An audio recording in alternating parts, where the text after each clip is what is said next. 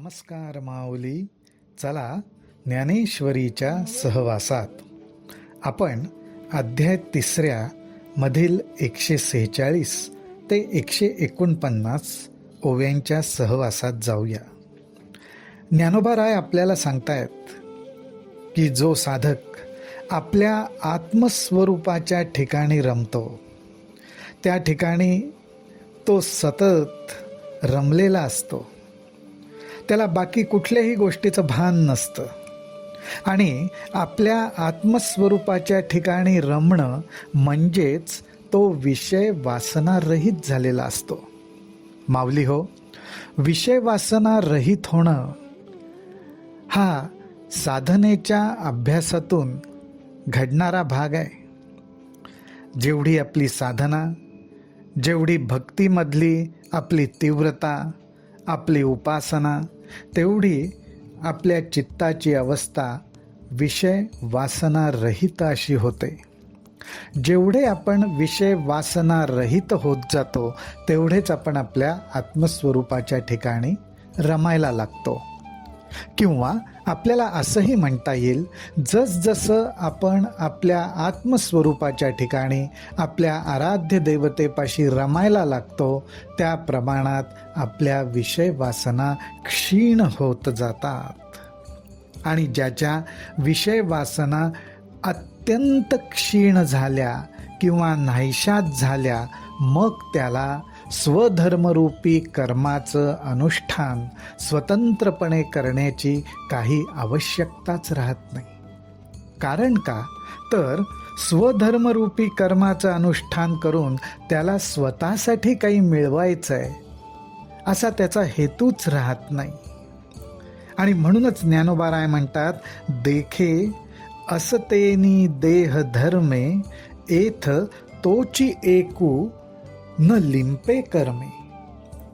देहामध्ये असून सुद्धा तो एकच साधक कर्माच्या बंधनाने लिप्त होत नाही, अडकला जात नाही, जो अखंडित रमे आपण पांची. जो साधक सतत आपल्या आत्मस्वरूपाच्या ठिकाणीच रमला, तो देहामध्ये असून सुद्धा कर्माच्या बंधनात सापडत नाही. कारण का तर जे तो आत्मबोधे तोषला, तरी कृतकार्यू देखे जाहला, म्हणून सहजे सांडवला कर्मसंगू. तो सहजपणे कर्माच्या संगातनं म्हणजेच कर्माच्या बंधनातनं मोकळा होतो, मोकळा झालेला असतो. कारण का जे तो आत्मबोधे तोषला. ज्ञानोबाराय इथे आत्मबोध हा शब्द वापरतायत. तूच आत्मा आहेस, तू आत्मस्वरूपच आहेस, तू देह नाही. देहात राहणारं चैतन्य हेच आपलं मूळ स्वरूप आहे. हा बोध ज्याच्या अंतःकरणात ठसावला तो कृतकार्य जाहला. ज्ञानोबाराय नेहमीप्रमाणेच इथे एक सुंदर दृष्टांत देतात. ते म्हणतात, तृप्ती जालिया जैसी साधने सरती आपैसी. तृप्ती जालिया जैसी साधने सरती आपैसी. माऊली हो, आपल्याला अगदी प्रचंड भूक लागली आहे आणि आपल्या समोर भरलेलं ताट मांडलेलं आहे, अनेक पदार्थ आहेत. आपण ते पदार्थ खायला लागतो, त्याचं सेवन करायला लागतो आणि जसजशी आपली भूक भागत जाते त्या प्रत्येक घासाघणीत आपण तृप्त होत जातो. आपल्याला संतोष मिळतो, आपली भूक शमते.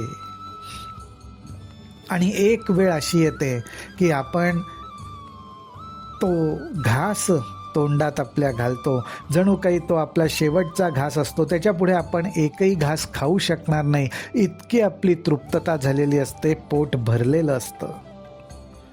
आणि मग अशा वेळी कितीही आवडीचा पदार्थ किंवा आवडीचे पदार्थ आपल्या समोर आले तरी आपण नको नको म्हणून ते ताट बाजूला सारतो.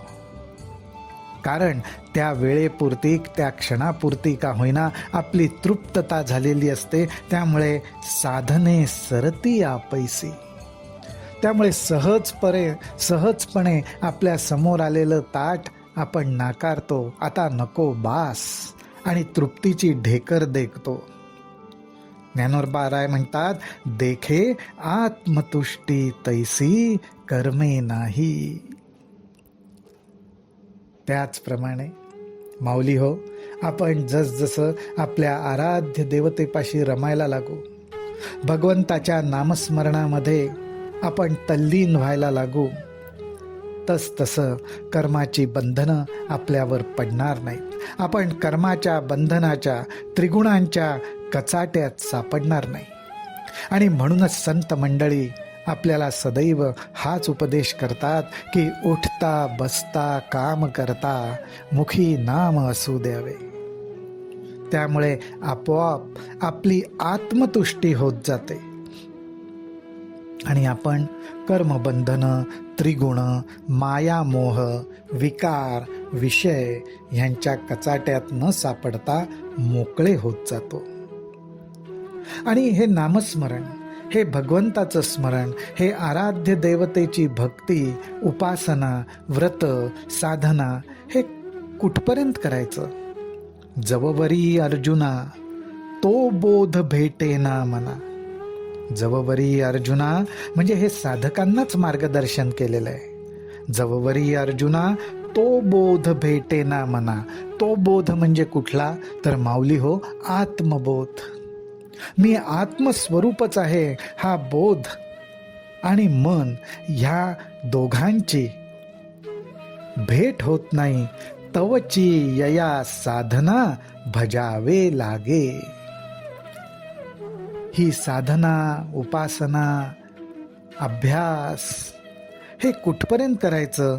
तर जववरी अर्जुना तो बोध भेटेना मना, तवची यया साधना भजावे लागे. तर माऊली हो, आपण सुद्धा असंच ठरवू की मी साधना, उपासना करत राहीन. कुठपर्यंत?